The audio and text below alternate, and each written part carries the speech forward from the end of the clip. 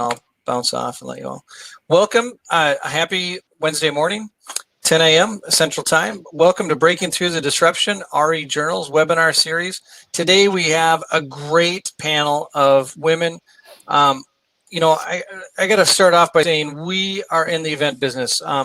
I started with RE Journals 3.5 years ago when we started buying other publications around the nation, and we now have 6 publications. We were planning on having 104 live events this year, including 5 live women in real estate events. Those are now in jeopardy, but we've been able to pivot and do these webinars. Thanks to people like Crew who help us promote these, we're able to do webinars and still at least see each other's faces. But what I think is unique about this particular group is we have a chance to do something we've never been able to do before, and that is get people from other areas of the country together that would otherwise never speak on a panel together. So this is a really cool group.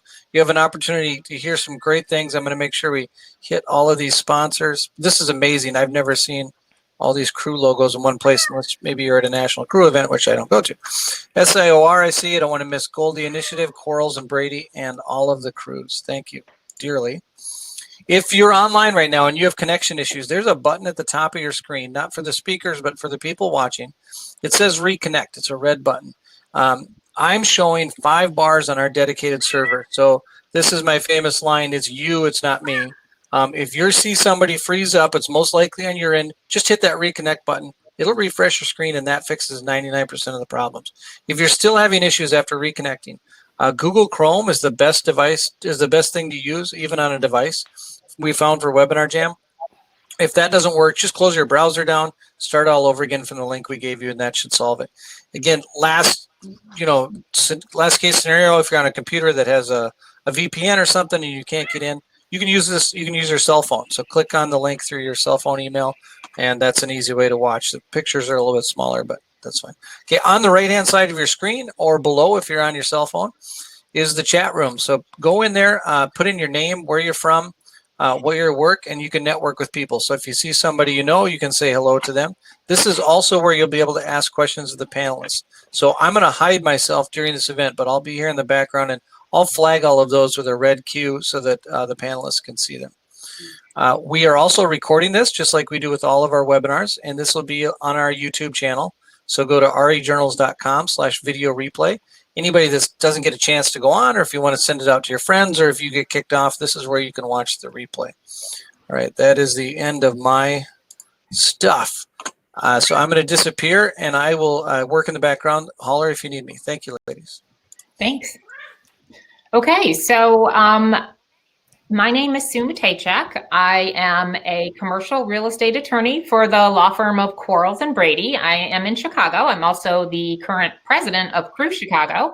And while this is not a Crew event, there's a lot of Crew ladies I know we're all Crew members, and there's a lot of folks I see in the chat room who are also members of Crew around the country. So I just want to start off by saying welcome or thank you to RE Journals for asking us all to participate in this panel, and it is an honor to be part of this panel with these other amazing ladies. Just hopping around a little bit more than I wanted to, because I forgot to tell you that in my job with Quarles and Brady, I represent institutional investors and corporate real estate users in their real estate needs. So purchases, sales, leases, all that stuff, that's the kind of work that I do. I am now going to turn over the screen, if you will, to some of my other panelists and now new friends. I'm going to start with Mandy. How about you?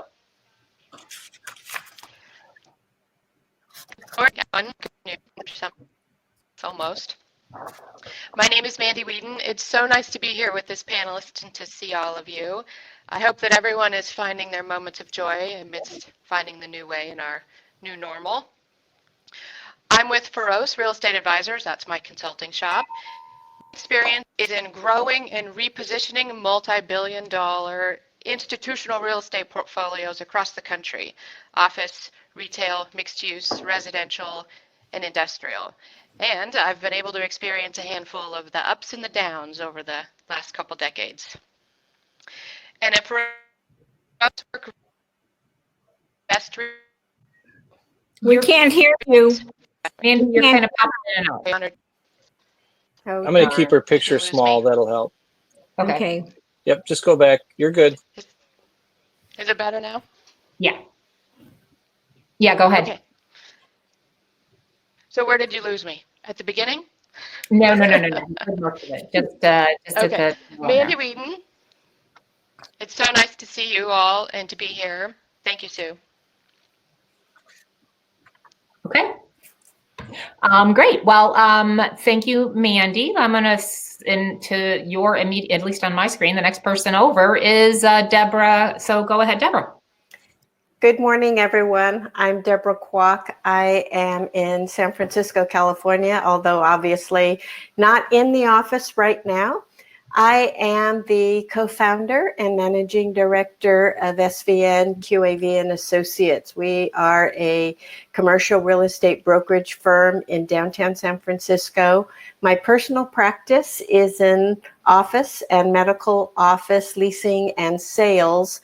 However, our team of advisors cover retail, land, industrial, and so we are looking forward to working with you, and we are hiring. So keep that in mind if you would like to pursue a path in brokerage here in the Bay Area.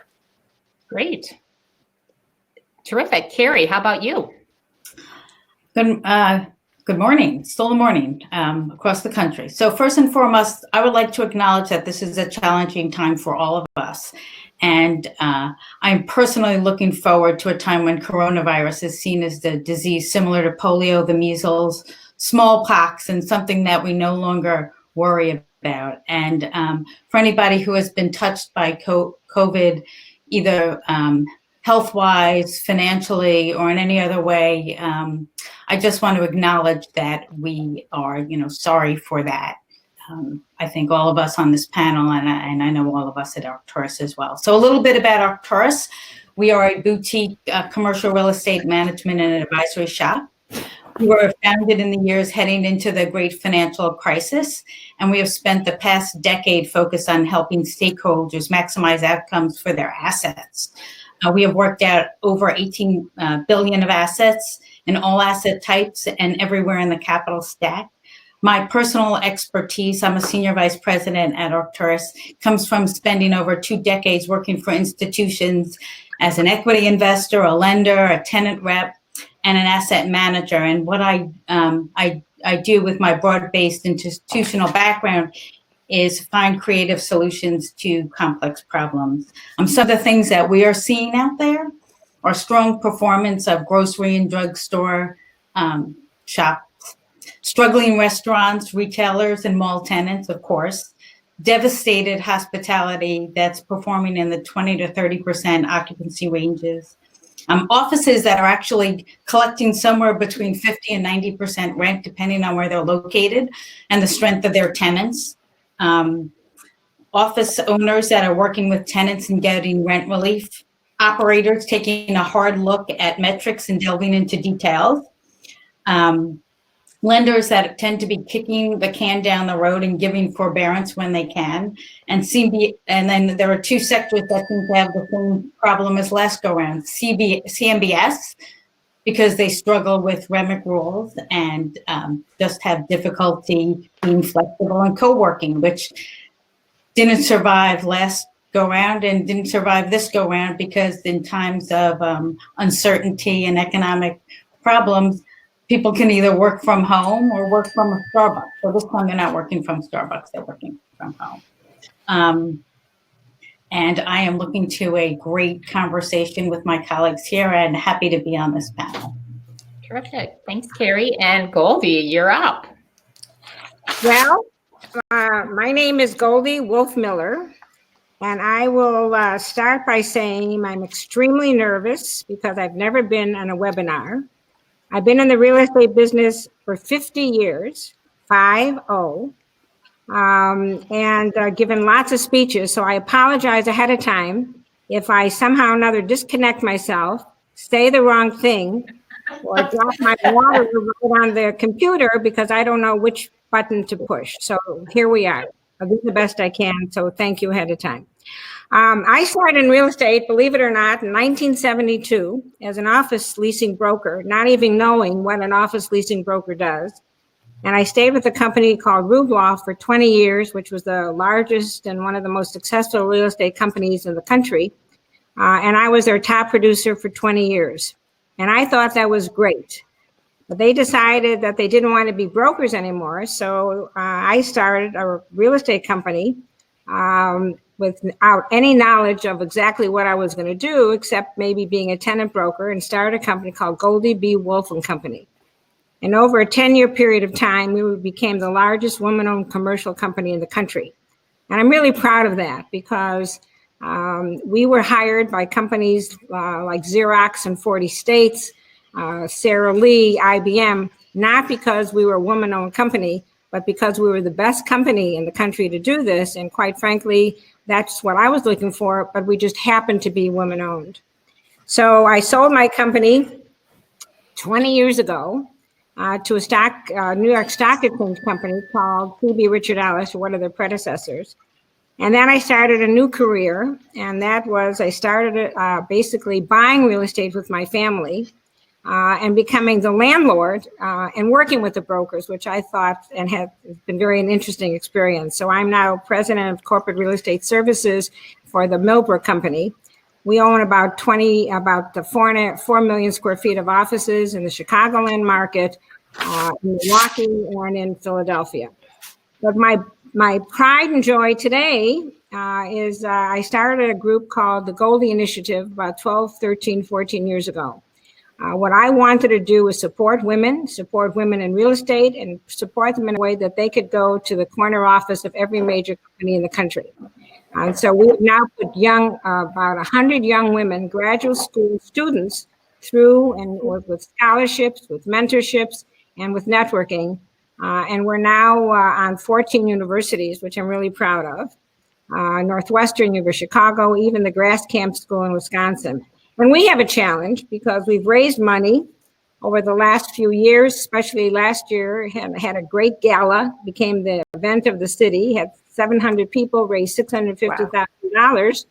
And now I'm told we will not have a gala, or cannot have a gala come September. So I look forward to some ideas of what we can do, because obviously my heart and soul is in this project. Thank you. Well, wow, that, Goldie, I have to say, your fans are legion. They are like, all over the chat board. They're telling everyone how great you are, and we all agree. So thank you for that. Thanks for all the introductions, ladies. And first of all, I just want to acknowledge, Carrie, that was well stated. This is a really strange time that we're all going through right here. And I know it's been stressful in ways that I think a lot of us never really expected to feel. I mean, I know at the it's sleep. It was just, it's a lot for all of us to deal with. And we have children and parents, and it's just a really hard time right now. So on top of that, the economy is not helping matters. And it's makes it very hard for all of us to sometimes focus on our jobs when there's so many other things going on and swirling around in the world. And so one of the first things I want to kind of kick off our discussion to talk about is, how are we all here, those of us on this panel, doing our best to try to keep our best foot forward, keep our performance strong? How are you kind of keeping yourself strong in this bizarro time that we're living in right now? So who would like to start? Do you want me to just pick on you, or do you want to raise your hand? I feel like the teacher. This is amazing. I'm going to pick on Goldie. She's ready to roll. I raise my hand because I'm the oldest, right? So, I talk to all of our scholars, these young women who are in our program, the Goldie Initiative, and they ask the same question that you just asked. And my comments should be knowledgeable, they say, because I've been in this business for such a long period of time. And so what are my words of wisdom? But I can tell you that I'm also baffled because there isn't one right answer. And so I guess I look back and look at my years and I say to myself, this too shall pass. I was in the development business one time in my life when I did a development deal for an industrial building, when my partner, who was knowledgeable, said, don't worry about a thing. Sign your name personally, and interest rates are 11%. Don't worry about it. And it'll be done in 6 months, and it's not a big deal. Well, guess what? What do you think the rates went to? Well, it obviously went to 23. And so I felt very uncomfortable, as putting it mildly, but that too passed. I'm also remembering when I was a kid, there was a polio epidemic. And I remember that the parents in downtown Chicago would send their kids to camp. We didn't have enough money to do it. And so my mother always was worried about polio. And polio meant to her, did I drink water from a fountain and, into park, and what do you do? But you know what? That too passed. I remember when I was the broker of the year, when I represented tenants. Well, all of a sudden, the tenants needed to get rid of space. So what I wound up doing was, and the new word I've learned to use is pivot. So I became instead of trying to find space for tenants, I pivoted, and I then became the sublease queen, trying to get rid of space for tenants. So I think in my life, I look at these young people and I say, as difficult as it is, this too shall pass. Let's think out of the box. Let's be positive, because again, these young women are starting out in their business. And the discussion goes to those who are in the business 10, 15, 20 years too. We've got to be positive. We got to think out of the box. We got to be leaders. I know we're going to talk about a leadership at a later point in time. So that's the advice I give to my young scholars. Great advice.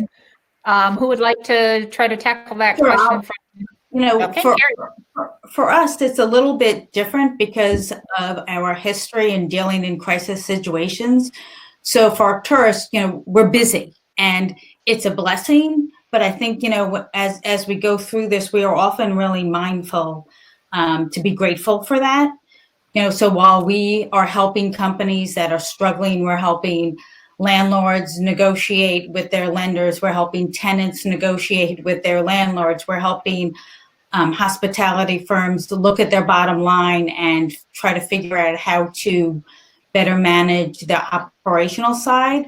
We are also very conscious of being grateful, and also, being mindful that our clients are struggling. And so, it's different, I think, if you're more busy during this time, and I'm sure, like Susan, as a lawyer, right, you're busy, but you have to be mindful of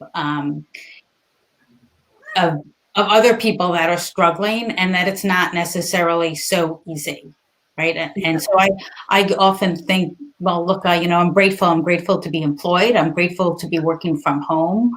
I'm grateful for the situation that I'm in. I'm grateful that I'm healthy.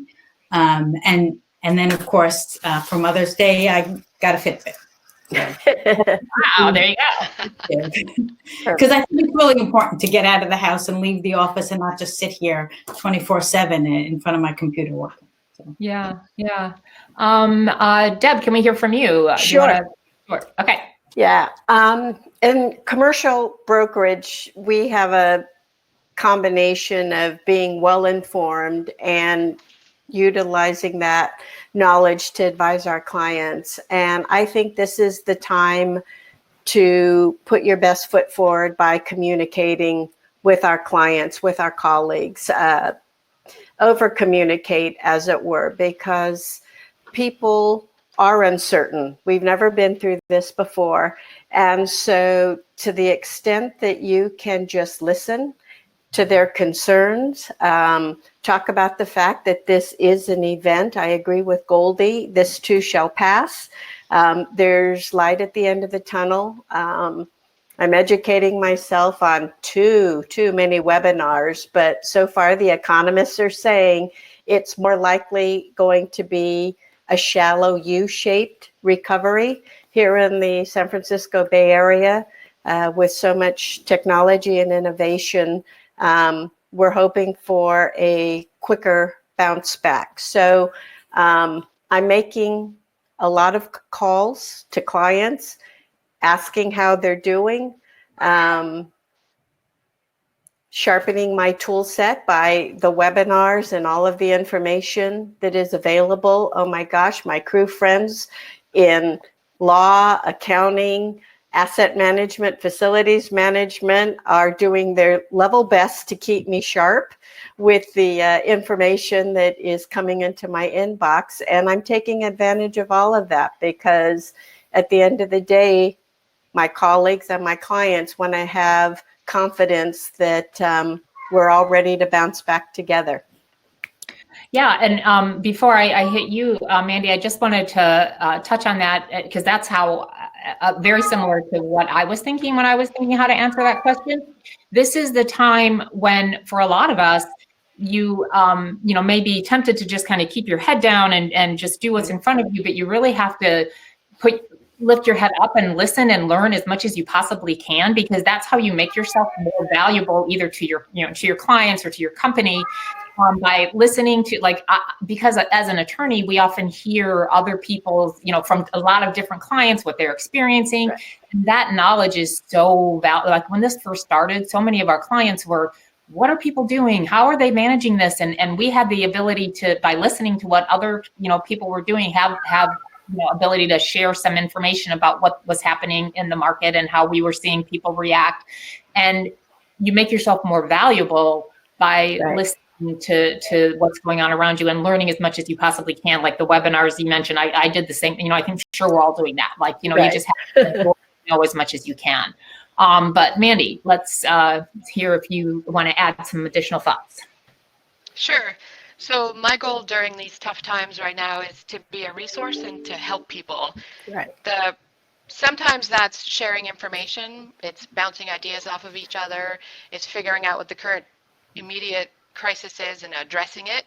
Sometimes it's being the shoulder to lean on and helping someone talk through and work through a leadership issue of laying off people, furloughs, either being the person who's making that decision or the person who's being impacted by that decision. And foremost in my mind, my goal is just to be a calm in the storm for people who are going through this, to help them get to what's next, because this too shall pass. And panic is not the way to get through it. Calm and seeing the solution is the way to get through it. For sure. Goldie. Just those who are listening in, the noise you're hearing is a cat. No one is crying. So I want them to know that no one is upset. So someone's got a cat. So thanks, Goldie. I muted myself. Thank you very much for the cat. I want to add another dimension. Anyone listening to this webinar and spending the time doing it is taking that first step. So I applaud you all who are taking the time. I know you've got time on your hands, but you're spending it in the right way. And that is what I think someone said. These webinars are great sources of information. They're great sources of connection. Again, I've been on the receiving end. I've listened to webinars, even though I've never been on one before.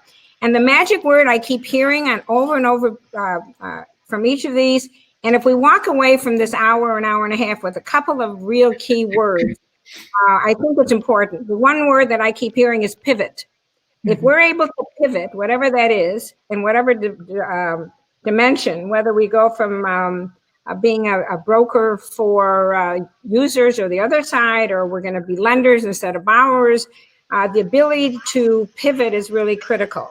The other benefit is really something interesting. There's an old adage, and I can't remember the exact words, but the concept is someone else's problem becomes someone else's benefit. Now, that's a terrible thing to say, but it's the ability to understand when you have to be flexible. And the other thing, when you go through all these webinars and you're tired of them, pick up the phone and call and hug a client. Pick up the phone and call and hug a banker. Pick up the phone and hug a worker or a boss or the other way, just to talk to them, see what they're doing, learn from them, sense what they're going through, because I think it always helps me in terms of not so much helping somebody else, but just understanding where they are. And it's a communication. I called up somebody, it was a client of mine from years ago, and you know what we talked about? You're going to laugh. It's not even I'm not even going to tell you what it was. We talked about a mop. Okay. The top investment broker in the country, very active in her organization. And she was concerned about how to scrub her floor. And I'm quarantined for 6 weeks, and I don't usually do floors, but we connected and talking about a mop and started laughing. And it was the highlight of my day to sit and talk about a blankety blank mop. And we sent back and forth. And, we have to laugh. We have to laugh and have an ability to communicate. And I think we talked about mops, so I think the hugging of a client, the hugging of a worker, the communicating is and I think someone mentioned that, and I think you can do it right away. Yeah, no, I agree. This is a very isolating time.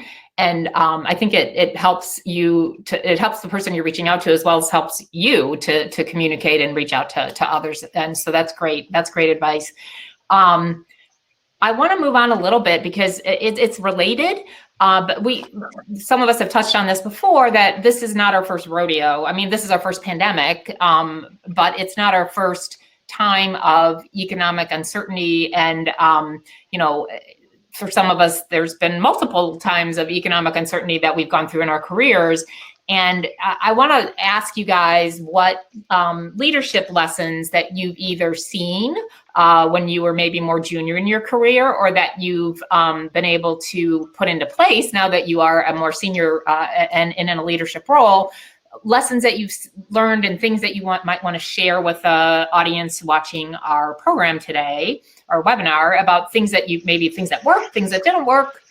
Just give me your thoughts. Who wants to start that question? Anybody? All right, go, Deb.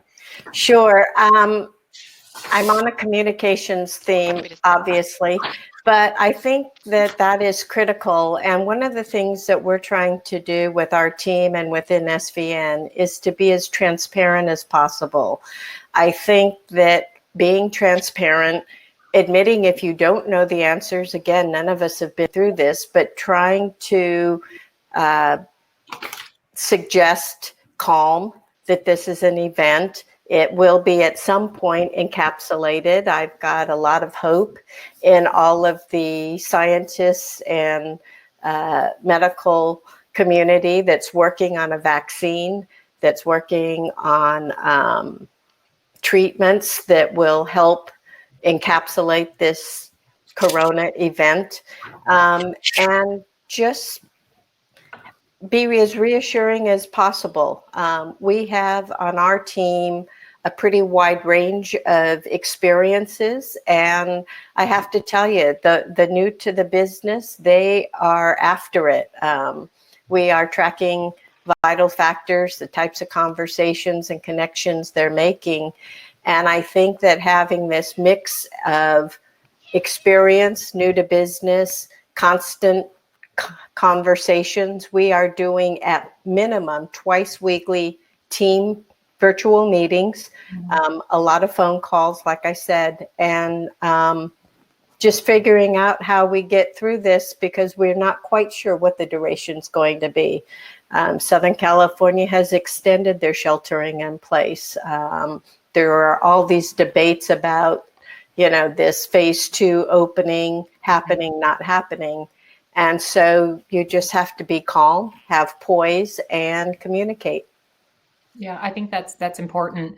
I'm real curious, actually, Mandy, to hear you, because in your role and what you're doing with, I bet you see a lot and counsel a lot of other, companies on how to lead through this.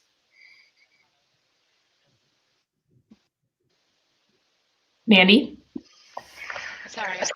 Thank you. You just cut out for a minute there. Oh, sorry. Did you hear me? Okay. A lot of my learning has come through. Am I frozen now? No, I think you're good now. Okay. Try now. A lot of my, okay. a lot of my learning has come through watching people handle things the right way and watching people, unfortunately, handle things the wrong way. There's learning available in both situations. And during the great financial crisis, Oh no, you're breaking up again. Goodness, is that better? All right, I want to come back to you. So let's give you Off all of. I'll take a pass at All right, this. why don't we let Carrie go a little bit, and hopefully maybe you can get back to full strength. Okay, go Carrie. Right. So look, first, learning from past downturns. One of the things that I've definitely seen through all of the past downturns is that there have been opportunities on the way out. But during the crisis, I think some of the most important lessons learned from before is it's important to communicate. It's important to know your documents. When the tide goes out, as Warren Buffett said, and everybody knows this, you can see who's wearing a bathing suit. And so what happens during these times is all of a sudden those documents that, you wrote an investment memo, you bought a property, you signed a couple of leases, you have a loan. What do those say? Because all of a sudden people care, right? Go back, read the documents. Sometimes they're not so well written, and then you see that, and that can cause a lot of struggle. Look, remember situations where guarantors didn't read the springing guarantee and didn't know and thought they could just file bankruptcy. I had a property where the operating clause that explained the exclusions to operating, it was missing an end parens. It was literally missing. So all of the exclusions to the operating, they just went on, if you read the document, forever because of and it caused a battle, right? So read your documents, know what they say. This is a really different situation than 2008-9, because what I've seen is people are really in this together. I've never seen situations where tenants call up their landlord and say, I can't pay. And the landlord says, okay, we'll figure it out. Did you apply for your SBA loan? Give me that documentation and I'll let you not pay me for 3 months. And then the landlord gets to turn around to their lender. And as long as it's not CMBS, say, you know what, I need a couple of months. And the lender says, okay, these are the 4 options. You can do 3 months interest only, 3 months no payment, 6 months interest only, or 6 months, and we won't charge you a default rate. And we have tenants who are holding over because they can't leave.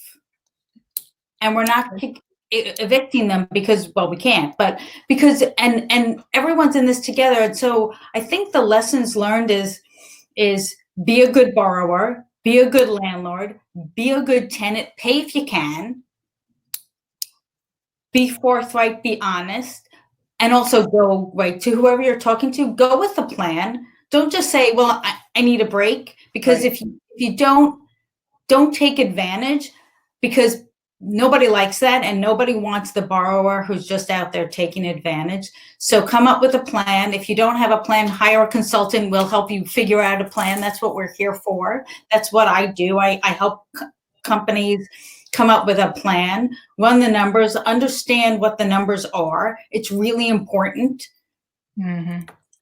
And then just be honest and know where the leverage points are. And that comes from listening, from talking to attorneys, from talking to consultants, from talking to your peers. Understand what the touch points are, what you can do, what your options are. But if you have a really well thought out plan and you say to your lender, you know what, this is my plan, this is my 30, 60, 90, and here's where I expect to be from in a year, and it's thought out and it makes sense. And everybody can work together. And I think that's really important. And in the last couple of down cycles, nobody liked the borrower that just wasn't paying because they weren't interested in paying, and nobody liked the tenant that just walked out on their lease. And you're good to the people who are good to you, and that's what happens. Yep. That's absolutely right. I think that's as an attorney, I'm definitely hearing that parenthesis story, that closed parent story with like horror, because we're the ones who draft those documents. So I definitely can agree that we need to pay attention to our documents.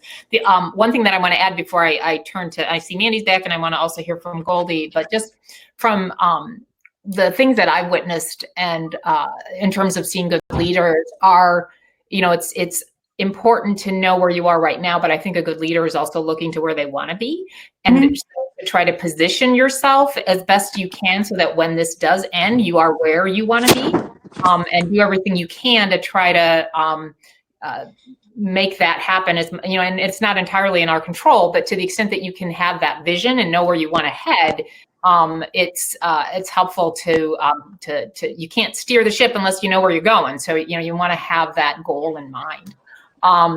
Okay, so let's hear from Goldie, if you want to touch on that question. Well, I want to underline what Carolyn said, not repeat what Carolyn said. This,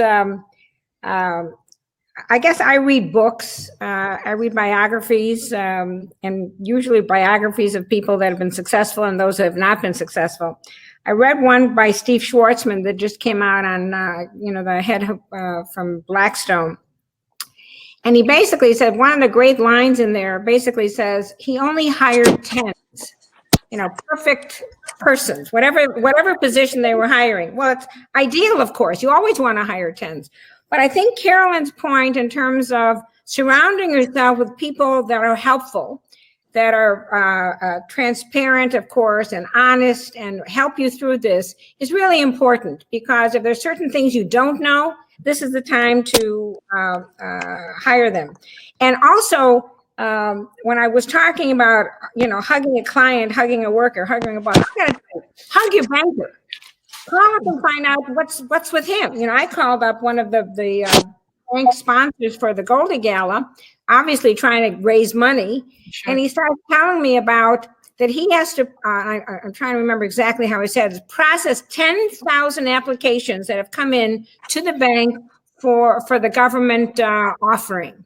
And so I think they're very sensitive. The bankers are, the insurance companies are, and I think, Carolyn, it's so much on target. Talk them through, tell them where you are, tell them in terms of, again, they don't want the properties back, and work together.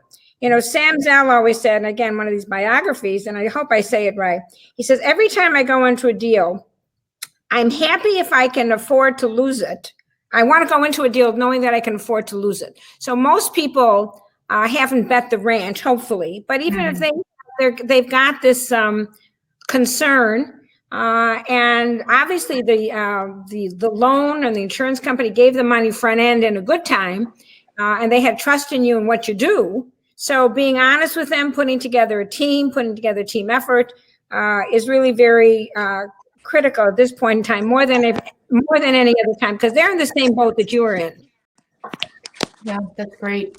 I see Mandy's trying to get back into the room desperately. Hopefully we can get her. Well, we got our tech support team on it. Mandy will be live here soon. Yeah, there you are. Nothing like a little technical difficulty to get your blood pumping. You'll have to talk a little bit louder, but you're good. You'll be happy to know we're on the question, so you can feel free to answer. Thank you. So, I said a lot of learning comes from watching people do well and watching people not do what you think is the right thing. And during the great financial crisis, one big lesson that I learned was the value of empathy and communication from company and team leaders. And I say that because when the firms who not only survived but came out stronger the other end of great financial crisis or their own crisis that happened to them, they say that the difference was their talent. Their A team came to play and they won. And so during this current moment, companies need to focus on taking care of their employees and making sure that they feel taken care of so that they can come to play and come to win. And that'll help those companies come out stronger on the other side and better on the other side. Yeah. And that, like you've said, is empathy, listening, being transparent, telling the truth.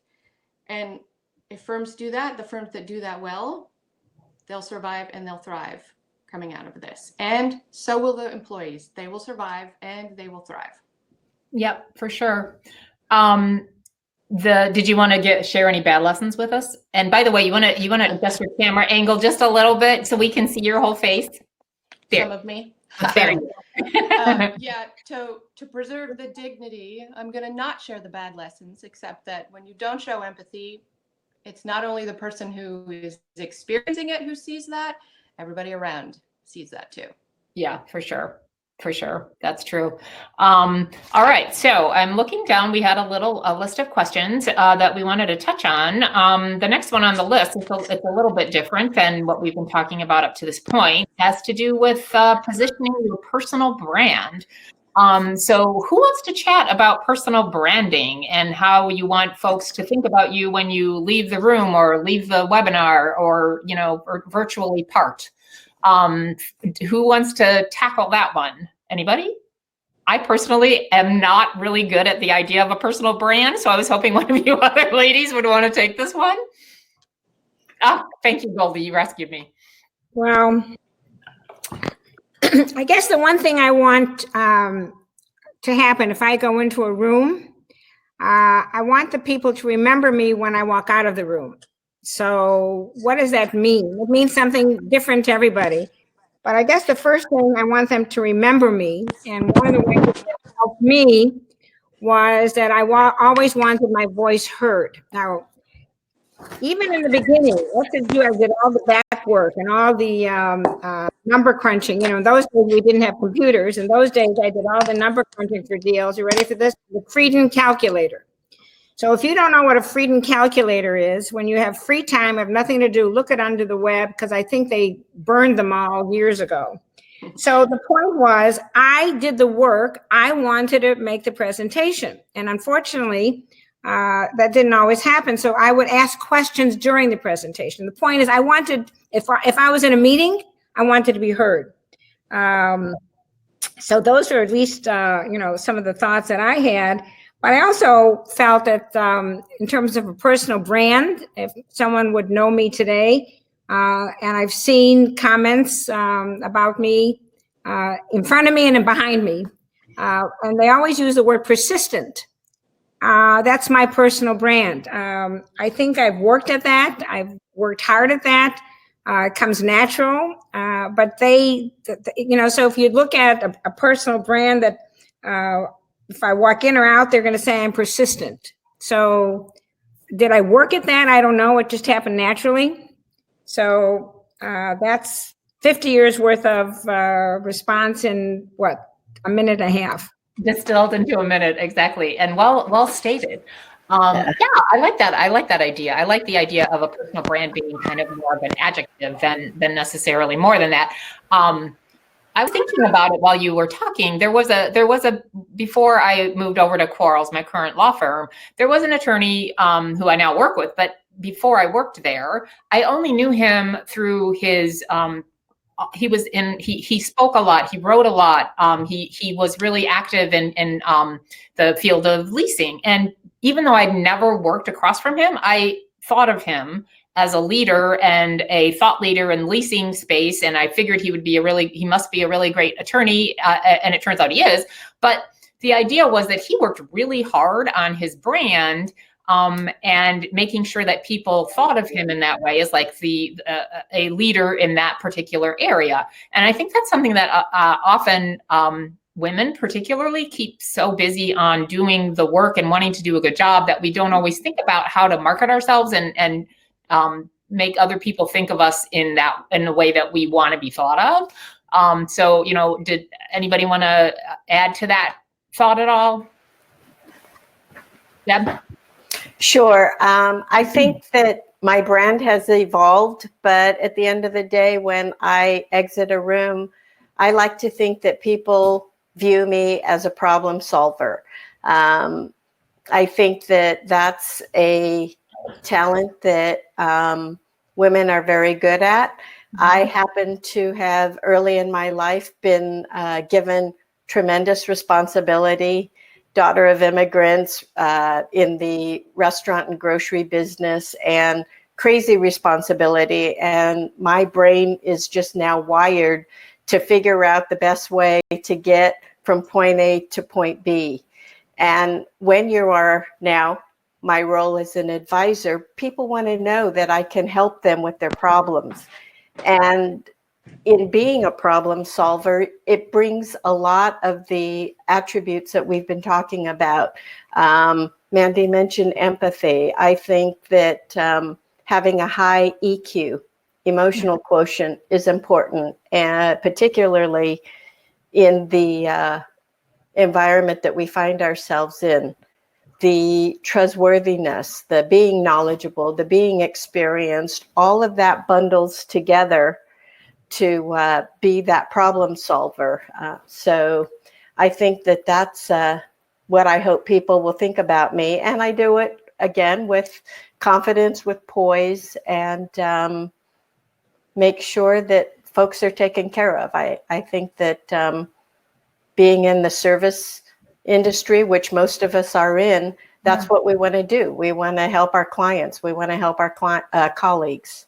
Yeah, exactly. That's great. That's being a problem solver is a great brand. I think that's something we all try to do. Does anybody have anything more to add on that one before we move on to another question? Sure, I'll add a little bit to that. It's interesting, Deborah. I think my brand has changed from when I started out, right out of business school working, and a culmination of different experiences really brought me to the place that I am now. So having all of that experience and being able to culminate that industry knowledge into a brand where I too am a problem solver. We deal, as I said before, in crisis situations, and one of the things that we really strive as a firm and as individuals is to let our clients know that we bring a unique perspective, because we have that industry knowledge, and also because we care. And so one of the things that we bring to our clients, who tend to be high net worth families, owners, operators, is that we didn't, as a consulting company and as a consultant, my background is not as a consultant, it's as an investor and a principal, so that when I look at somebody writing a check and shelling out $1, I know what that feels like. And I understand that perspective. We also deal with a lot of families that have conflicts, and we want to resolve their problems and not cause other ones. So, sometimes being a consultant so that we can, be the bad cop, yet making sure that our clients know that we're doing this to optimize their outcome, which may or may not be aligned with their partners, which can easily be a sister or a brother, right? So, the bottom line, when we walk out of the room, the brand and the message is that we're optimizing the results. We're going to come out with creative solutions. We're going to think about things that maybe somebody else would never have thought about. We dive into the details. We take the time to really get to know that real estate asset, the numbers, the documents, the economy, what's happening, what the scuttlebutt is, what do people project in terms of, when are we, like for instance now, when are we going to get out of coronavirus? Is it going to be a U? Is it going to be a V? What's going to happen? And yet also making sure that our clients know that we're doing this because we care and not because we're getting, paid to do this. It's making sure that message gets across, that we're digging into the details because we want to strive for the best outcome and really care about our. I bet that shows to your clients, because if that's one of your drivers, it's going to show. And people, I'm sure I've been able to tell people who are just after my, trying to get business and people who really care about helping me try to succeed. So that you can see that for sure. Other thoughts? Just one thought, because all of these are great comments, and writing them all down so I can remember them at a later point in time. But when you think about a personal brand, we're talking about obviously women, but men have the same requirement to basically build their personal brand, and all of these relate. But one of the ones that just came to my mind was a senior executive that I've worked with for lots of years. In all honesty, was extremely short. And he used that as a pivot, because no matter what meeting we ever went to, he would sit at the head of the table, and no matter what conversation, he was there, and his brand was he was sitting at the head of the table, even though he wasn't necessarily always the client.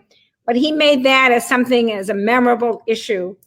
I thought that was very interesting. The other thing in terms of empathy, which I think was mentioned so many times, when you go into a meeting, even with clients today, you know what you can do and what you can provide, and you know how great you are and how caring you are. But do you ever find out what do they bring to the table? This is the client, the other side, that day. Besides the deal that we're looking at or whatever, I was in a situation a couple weeks ago where we're going to try again, raise money for the Goldie Initiative. And I find out that the person I was talking to has asthma. So her concern wasn't necessarily, the job or whatever. Her concern was so personal, because this is something that would affect her and everything that she's doing. So we spent the time talking about that and trying to understand from her perspective. Another person I was talking to before I got to the meeting was basically her husband happens to be a policeman. And that was a concern. And then the other one had 3 kids screaming in the background. And that was the concern, because no one was educating them. And I think Miss Debra had a cat, so that's a concern. So I think we have to put ourselves in the other shoes and understand what else they're coming to the table, because we all have this virus concern, but we all bring other stuff to the table. I think that's something that this empathy part, and also taking a strength, taking something like a weakness, where this fellow felt obviously very uncomfortable being short, translates it into, okay, I'm going to be the head of the room, I'm going to be the head of the table, and that's my brand. I am controlling what we're talking about. Interesting. Mandy, did you want to throw in anything on this? Sure. So I think understanding your personal brand is important. It provides you a lot of self-awareness. And for people out there listening, if you don't know what your personal brand is, go ask people. Many people will answer you right off the cuff, and some people it'll take a second, but they'll still answer you. So we have a lot of similar traits across this group. People describe me as a problem solver. They describe me as a get it done person. Some people say regularly that I always put the client first, the investor first. I've had some team members tell me that I'm a leader who asks the most of them, but I'm also the leader who supports them the most to get the best result. And I hear a lot that I'm a tell it like it is person. All of those, I'll take them. Provides good self-awareness. There's balance in all of it. And it's knowing what your brand is and what you're leaving behind that's important. Yeah. Wow, I love that, because as I mentioned, I've been in a session, it's been a while, but talking about personal branding, and I struggled with that so much, and no one ever told me, ask other people what your brand is. I'm going to do that. I'm literally going to do that when we're done with this today. Okay, so I think we want to, I assume that there are a number of participants listening to us now who are maybe early on in their career, and what advice would you give to a person starting out or who's interested in pursuing a career in commercial real estate? What things, pearls of wisdom would you drop down for these young women out there? Who wants to go first? I'll start. It's Mandy. Okay, go ahead. So my answer would be just do it. The real estate industry is varied. It's a river that's really wide in sections and deep in other sections. There's so many disciplines and expertises and experiences that you can gain the moment you start and as you move through your career. Just look at this panelist, right? We have the law, we have brokerage, we have tenant rep, landlord rep, all sorts of opportunities in finance and investments and asset management. Absolutely. Now, I do appreciate that it's a very tough time right now to be looking for a job in real estate, looking for a job anywhere, especially one in real estate. I understand that. So if you are a recent grad and you're looking for a job in real estate, there are some sections of the industry that are growing while there are some that are shrinking. But if you're a recent grad, call me. We can talk about what you're interested in, where the opportunities are. We can network. We can shameless plug for Crew. We can talk about Crew and how that can help you. And there are great things to do in real estate, and there's a lot more to do now because we're innovating and changing every day. Yeah. Right. Yeah. Right. Carrie. I agree with Mandy. I mean, I think that there are a lot of different opportunities. It's important to kind of look around, talk to people, find out what you're interested in. Real estate can involve so many different things, from urban planning, architecture, construction, finance, lending, CMBS, brokerage, affordable housing, and then there are the different sectors: industrial, office, retail, hospitality. Some are growing, some are contracting. This is a really interesting time. When you enter into business during a down cycle, you can learn so much more than in a heyday, because people care so much about the details. You can learn to underwrite. You can learn, things are changing. It's not, one time I was working at a firm and somebody told me they loved real estate because it always grows at 3% a year. It was a very junior person. And I said, why do you think that? And he said, well, of course, because that's what you put in your Argus model. And I said, that's an assumption. It doesn't make it true. Trust me, you will see cycles when growth is not 3% a year. It's just an assumption. Tenants don't necessarily either. It's not a 75% of your tenants will renew and the other 25 won't. It's an assumption. Mm-hmm. That's all it is. And you'll see that sometimes your assumptions, just like the weather, they're never going to be spot on. If they are, that's crazy, and that's just dumb luck. And so now is a time when those assumptions that you put into the model are going to definitely be wrong, but maybe be a little bit different, because nobody knows what next year is going to bring. And so this is just a great time. It's a great time to learn. It's a great time to learn about loan documents. It's a great time to learn about leases. It's a great time to learn about force majeure. It's a great time to learn about business interruption. Clauses that nobody ever thinks about. What does your go dark clause say in your shop? Because it may give you the ability to negotiate better with your landlord. Right? If you have CMBS, what are the REMIC rules? How do those apply to your loan? Can you actually go out and get an SBA loan? Because maybe you can't, because your loan says you can't have anything private, but maybe you now learn how to pick up the phone and negotiate with your servicer and your master servicer. These are great times to learn so many different skills that will last a lifetime. Absolutely. And again, you know what? And also be wary that get a job. Grunt work is a great way to learn. It's useful, it's important, and you can learn from everybody. You can learn from the admin. You can learn from the CFO. You can learn from the person behind you. Don't always think that you're the smartest person in the room. Yeah. It's important to, even when you are, to listen and learn, because you can just learn from anybody. You can learn from somebody right out of college, and you can learn from somebody who's been in business for 50 years. Yeah, And that's true. that's Oh, I'm sorry. I didn't raise my hand. I violated the rules of the webinar.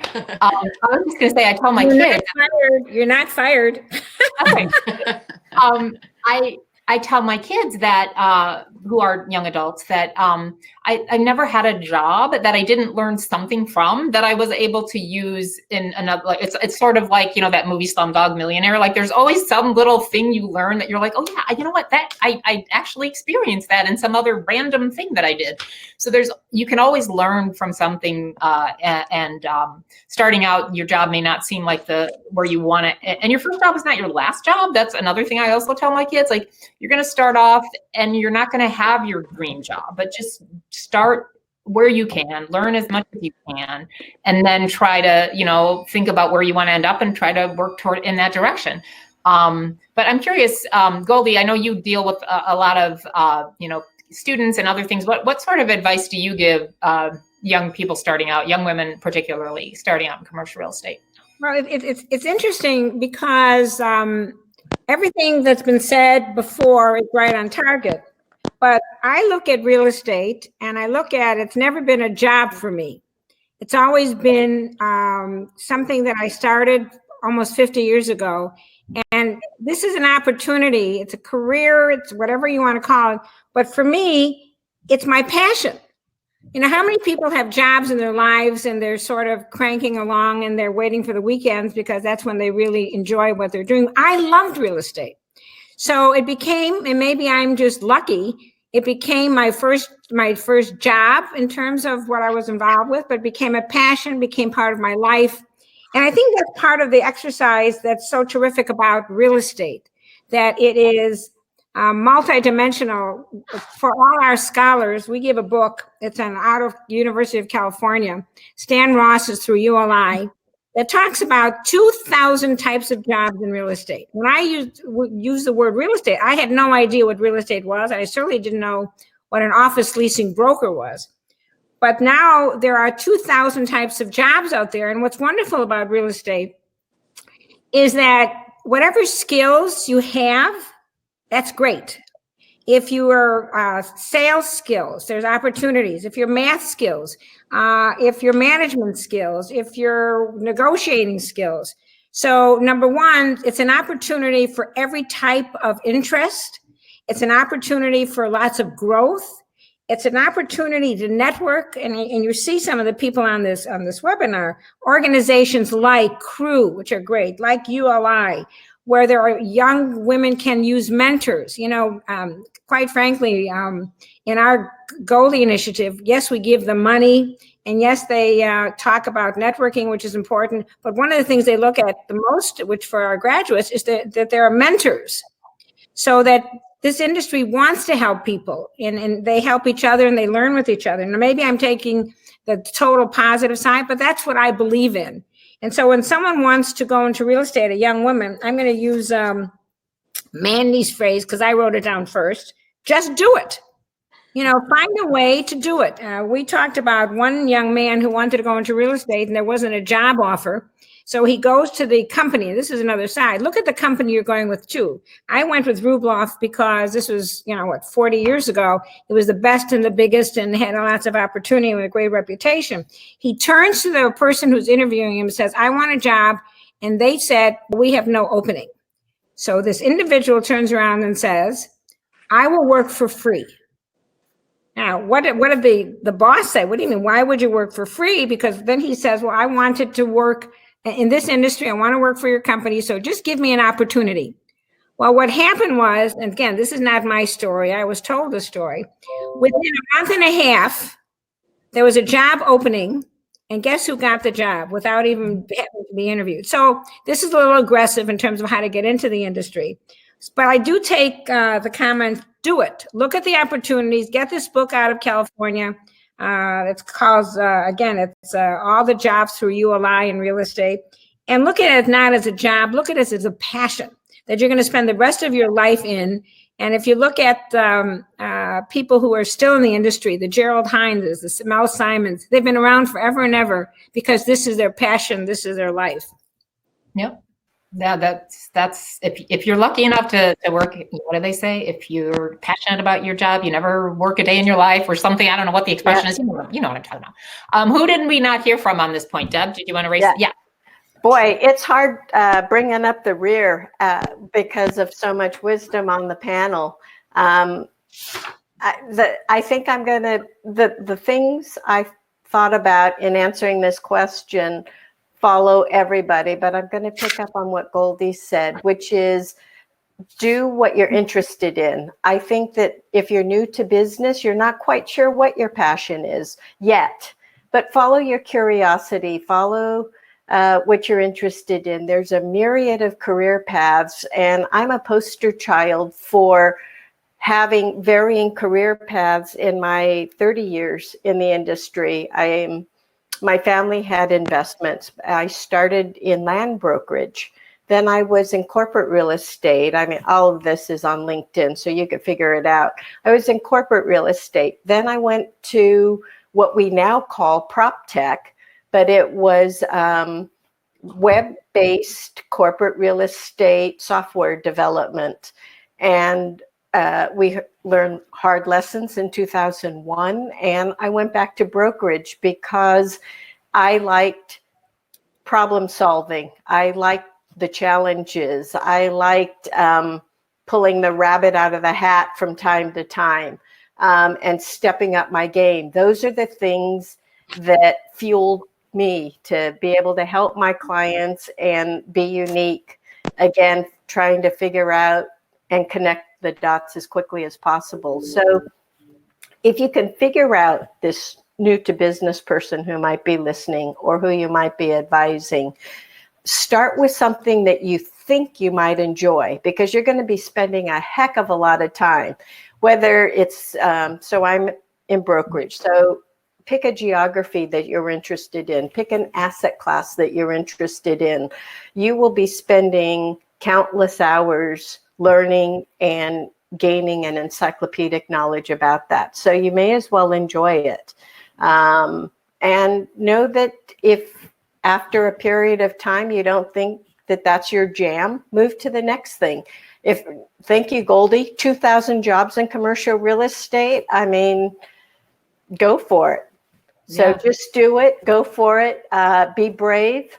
It will be rewarded. And if in fact you don't succeed the first time, just pick yourself up and keep trying.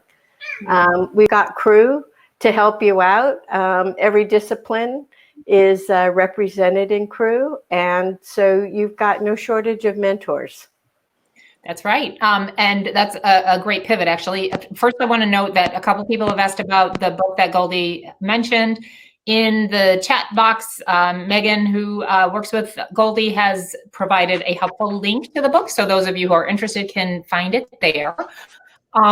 Excuse me, but your comments about Crew and other organizations like Crew give us a great sort of pivot point to the next question that I wanted to talk about, which is, what can the industry do to help promote women? And do we think that organizations like Crew and others, networking organizations, is that the best way to do that? What do we think is a way that the industry can try to work better to give women their equal share of the pie?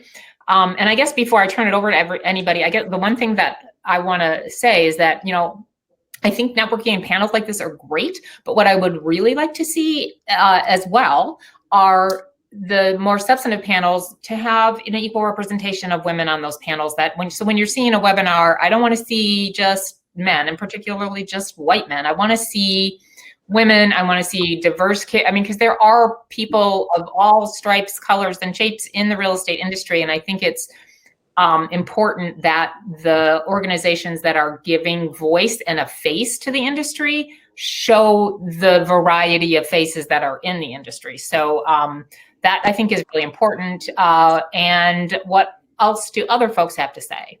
So I got to chime in because you just volunteered everybody on this panel to speak again. All right. On one of our other panels. Happy to do it. Okay. I'll go next because Sue, I actually wrote down exactly what you just said. And one of my thoughts is it's great to be on a panel with other women. But my other thought is it drives me a little bit crazy when I see panels with 5 or 6 or 7 and one woman. And the industry needs to recognize that we represent get to gender equality. The industry needs to showcase successful women alongside with successful men. Yep. There has to be an end to the gender gap. There just has to be an end to it. And when people are hiring, they need to say, this woman I'm hiring her at this level, and I'm going to pay her the same as I pay everybody else at that level, because that's just the way that it should be. And what I do see, when we talk about the light at the end of the tunnel for coronavirus, I see the younger generation. I see them moving up the ranks so fast, and I'm so envious. I'm probably a little bit jealous, but envious and happy that, our daughters are being treated equally, I think, to our sons. I see our sons and daughters being colorblind or more colorblind than our generation ever was. And I'm so grateful for that. But I think, the men who are, and the men and the women, so I'm not going to, lay blame, that are at the C-suite level need to recognize that gender gap exists. Mm-hmm. They need to stop worrying about if a woman is pregnant, whether or not she's going to come back to work, because men quit jobs too, and it has nothing to do with being pregnant. People get opportunities and they move on. And maybe, just maybe, if the women and the men, if there was no gender gap, the woman would be more inclined to keep their jobs. So, but I think that those are all really important things, and I hope that as time goes on, that happens. Yeah, no, I agree. I think that women. I think Crew is doing a great job in trying to get women to speak on other panels, and I think that's fantastic. Yeah, no, I agree with that. And before I let somebody else speak, I just want to interject that I do think that, like, our sons and daughters and the young people who are moving up in their careers, they are more attuned to the gender bias and mm-hmm. the things that we had to deal with, that it's more recognized, and once you see it, you can't not see it, and then they'll be able to. I don't think they would sit and stand or sit down and deal with a lot of the stuff that we had to deal with, because they're more they're sensitized to it, and they're more willing to speak up. And I agree with you, Carrie, that I'm a little envious of the fact that they will have opportunities and abilities that, not abilities, but opportunities that we might not have been given. So who else wants to talk about this very important topic? I'm going to go to Mandy, and then we'll go from there. Great. So when I thought of this, the quote that came to mind was, "Never let a good crisis go to waste." Now, that's been attributed to Winston Churchill. I'm not sure that that's correct. Oh, and sidebar, I'm deep into The Vile and the Splendid by Eric Larson, about Winston Churchill's time as PM during World War II. It's a great read for the current moment. But back to the question, never let a good crisis go to waste. So, like all of you, I'm a strong supporter of achieving the best results. And we all know that when you include and listen to diverse voices and more voices around the table, you have more information and better information, and that enables you to make a better decision to get a better result. So while we're in the middle of all of this volatility and change, whether we consider this volatility and change voluntary or involuntary, we should use it as an opportunity to come out of this stronger. Everything's being shaken up, and we can use that to shake things up, get more voices at the table, get more diversity of thought, more diversity of experience on your team, and then you'll win. And we need to use all of our tools at our disposal to win in moments like this. And that includes using your tools to build a robust and a diverse team to get to your best result. Yep. This is such an opportunity. We have to use it. We can't let it pass us by. Yep. Good advice. Goldie? Yes, yes, yes, and yes. Okay. Everything is said. And then you can repeat it. But instead of talking about it or complaining about it or whining about it, we all can do something proactively, aggressively, and make a difference. When I started this Goldie Initiative almost 15 years ago, it was just as a thought. And it basically has spiraled so that I'm learning in terms of how we can make a difference. These corporations that are sponsoring or sponsor the gala, they don't really sponsor the gala. They're sponsoring the concept of getting more young women involved in real estate, paying for their education and paying for not only their in dollars, but networking and mentoring them. So I urge everybody, well, this is, I guess, is a paid political announcement. This is, that I think you should, if you have nothing else to do, look on your web and look under the Goldie Gala or the Goldie Initiative and get involved. You can become a mentor. You can get your company involved. You can help us raise money to put more young women in terms of the corner office. The gal that you mentioned, Megan Abrahams, who's our director, is happy to give you the actual book that I was talking about ULI, but we could use your help. So not only talking about what we can do when we come out of this virus episode, but some of our young scholars are looking for jobs. They've lost their internship. Some of these young scholars can't take the bar review because they're not going to give it right now. So, and it's not just the Goldie Initiative. There's other organizations in your individual cities that you can really make a difference. I think they talked about Crew, mentor somebody through Crew, scholarship through Crew. So I think it's not only just make it because of this event, but we have come a long way. I can tell you 50 years ago, I was the first woman to do anything, and so there weren't many. So our young people today do have that benefit. That's because people have come and helped. Yeah, and I think the core people, or the 5 people on our program today, are involved in Crew. They're great leaders. They're examples of what we can do. And if we can help the younger people and even help the ones that are mid-grade, we can make that difference, whatever it is. So please look up, and whether it's Crew or the Goldie Initiative, even if you become a mentor, or we have something that's very unique, which I don't even know how it works, called Mentorship Rocket. You can mentor somebody from your own office. We can clear that through, again, through the Goldie Initiative. But not only are we local, but we're looking at national. SIOR just gave us a substantial amount of dollars, just because SIOR is an important arena to encourage young women to be in the industrial arena. So there are, in your marketplaces, wherever this is, supposedly there are 1,000 people on this webinar. I think there's opportunities, and you can make that pivot, especially in the time that we're in today. Make that pivot, make that commitment, and either help or get help. Because I think all of us are willing to do whatever we can to continue this this terrific advantage that we have. I always thought of myself as a woman in real estate. I never thought about it.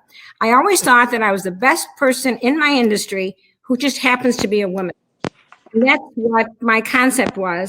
And I think when the industry recognizes that we are the best, I think that's something that's just a natural extension. Right. That's great. Deb? Brava, Goldie, for all the work you're doing. It's so impressive, so vital. I'm going to take a slightly different tact again, bringing up the rear. I have to get a little out of the box here and bring something new to the conversation. And I'm a data geek. My life is filled with data, absorbing, researching, like many of you. And one of the things that I think the industry is benefiting from is Crew Network's industry research. It's something I'm proud of because I happen to have launched it with a bunch of great minds in the room. So I don't take full credit, but it was one of my, how do we connect the dots if we are going to change and raise the exposure and the status of women in our industry. I thought we had to measure it, and nothing better than a benchmark study. So hopefully most of you listening in on this webinar completed the survey that was done earlier this year. I know that all the great minds are now studying it. It's going to have a bit of a blip because of this pandemic. But I think that for leadership, you can look to that industry research. You can see what's happening in our industry, how the needle is being moved. And for those that are new to the business, you can look and see where the opportunities are. That survey is going to tell you where more women are in the field, where are the opportunities, what are the compensation schedules, how are we narrowing the gap, and in what areas are there the most opportunities? So I agree with everything everyone said, and let's look forward to later this year another resource that's available to everybody. Yeah, that's great. For those who don't know, maybe who are listening in, the Crew Network benchmark study is done every 5 years, and it measures all sorts of different points of satisfaction and career advancement and compensation and other things, so that we can see what progress we're making or not making. And it's a great thing. And I thank you, Deb, for your leadership in getting that started. Because Deb was the president of Crew Network. So that's amazing. And thank you so much for doing that for us. Okay, so I think we're getting close to the end of our time. And I think your cat has things that he or she wants to add to the conversation. But the last thing was, we wanted to just touch a little bit on, I think this might be a great time for us to talk to, what would you say to your younger self, looking back and what would you have done differently if you could, go back and talk to yourself when you were, 23 or whatever? Like, what advice would you have given yourself? What do you wish you knew then, what you know now? Who wants to start?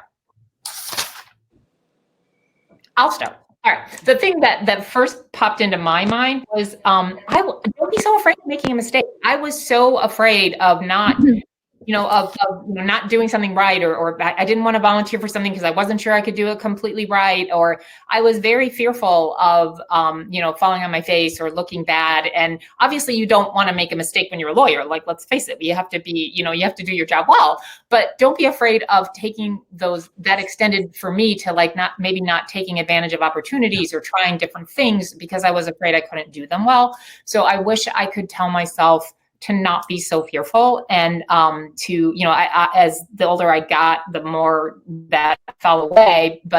And I know it is something that's easier said than done, but don't be so afraid of failing is the advice that I would give my younger self. Goldie has a thought. Well, in my readings, I read about people that have been successful, and it appears that in most of the books, from the days of Rockefeller to whatever it is, and which is lots and lots of years ago, everybody failed. They were bankrupt the first time, the second time, but you know what? They picked themselves up and did it again. And I wish I could remember all of them, but I'm talking about something 100 to 200 years ago. And it's the same thing now too, in terms of, I made a mistake. I did a major development deal, as I said before. I thought really smart. I had the tenant, I had the lease in hand. It was a $2.5 million built to suit. And it hit the market when the rates went to 23. And you know what? I never did another development deal. Now, do I think of myself, did I sort of quit? No, I was scared, Mm-hmm. So would I now at least try a development deal? Of course I should have tried. And honestly, I could have not signed personally like I did the first time. So I think what I would say, that I never, and that's when I started my own company, I didn't want to look back and say, I wish I would have, could have. I don't know if I come across the right way. I wish I could have, would have, or whatever it was. I don't want to have to say that at 75 years old or 74 years old. And I can look back and say, you know what? Overall, it's been a great ride. So everything I've read, women sometimes don't like taking risks. I took a risk when I started my own company. I didn't think I could really do it. And quite frankly, it was harder than I thought, because doing deals is different than running an organization. And I found out that for me, it's easier to do a deal. But at least I did it. I took the risk, and it worked out in a great way. But the concept is, I took that risk. So I think I didn't do the development deal, but I did start my own company. And so I think that's the advice I would leave with everyone. When I started the Goldie Initiative, the thought I had is, how am I going to find these young women? No one's going to answer the application. I was ready to give them money, and it was a chore to get people to apply. Now, 100 young women later, we're on 14 universities, And did I take that risk? And it's been really terrific. So that would be my advice.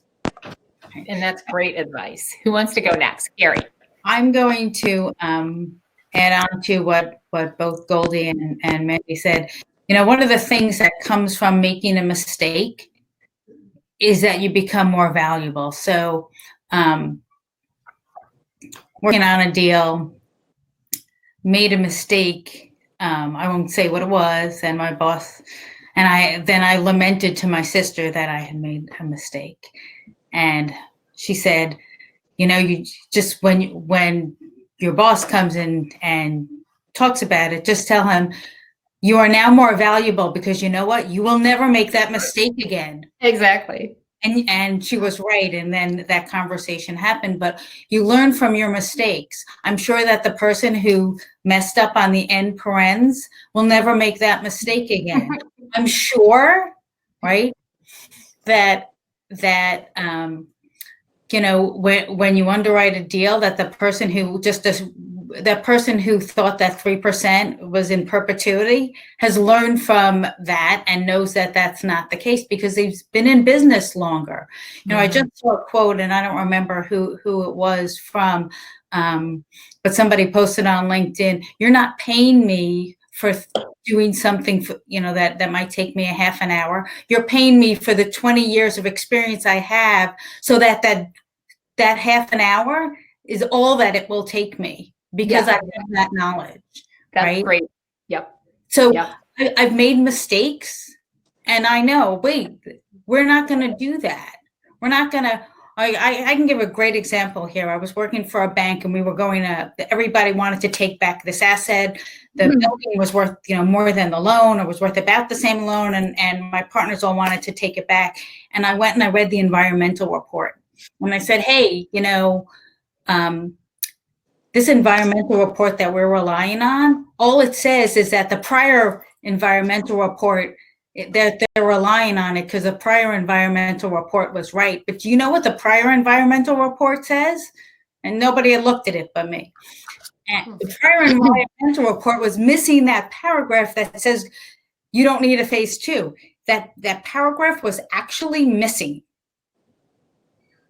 And I actually called up the DEP of the state where this building was located, because the building was on a hill, and they had made gold pens, and down gradient properties were contaminated, but they were the source. And the DEP said, you don't want to know. And I turned around and I said to the rest of the employees, I said, we're not taking this asset back because we're not going to step into the shoes of the owner. And instead we did a DPO, and we let them refinance and take us out.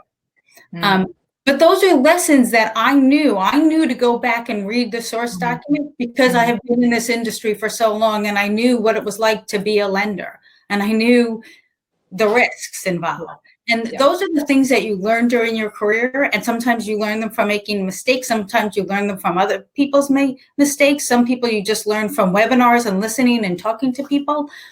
But those are the things that we all bring to the table.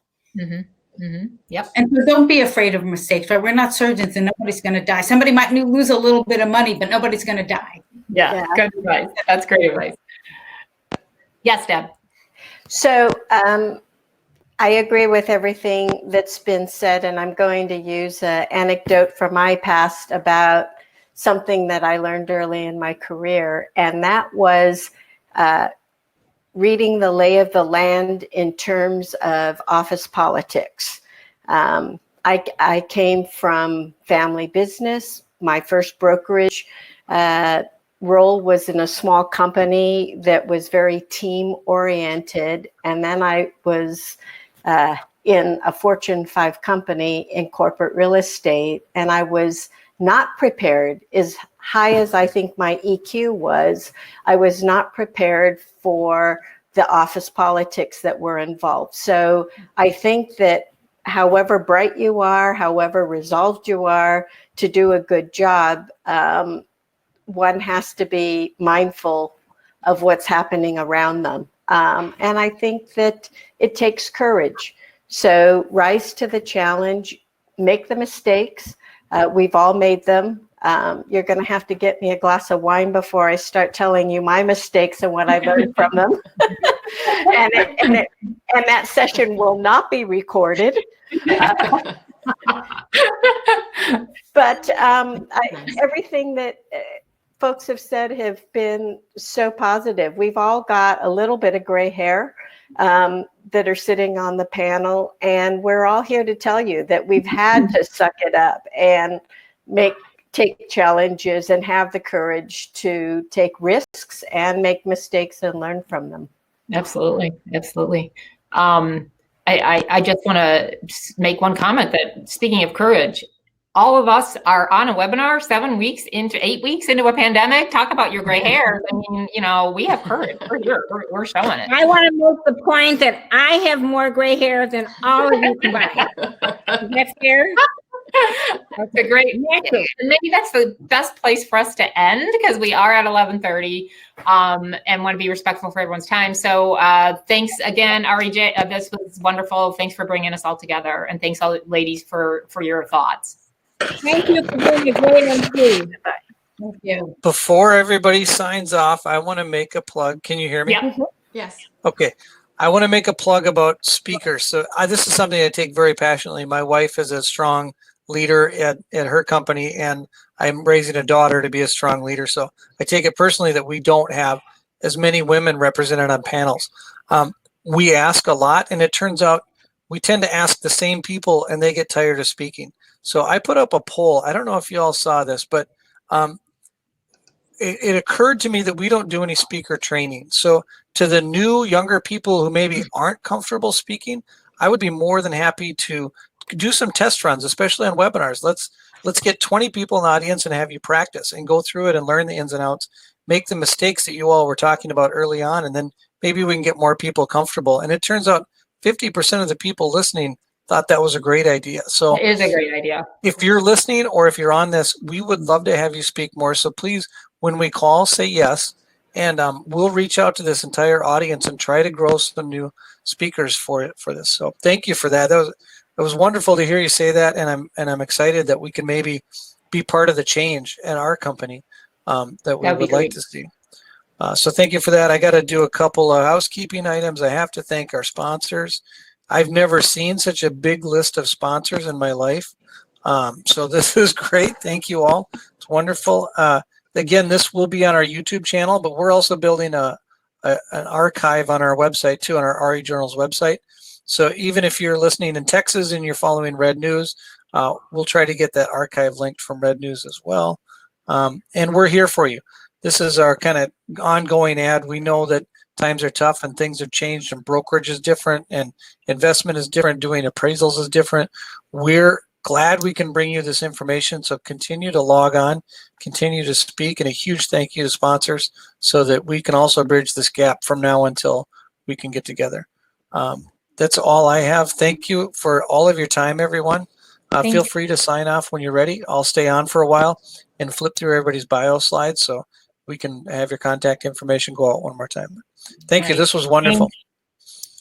Bye. Thank you so much. Bye. Have a great day, everybody. Good luck.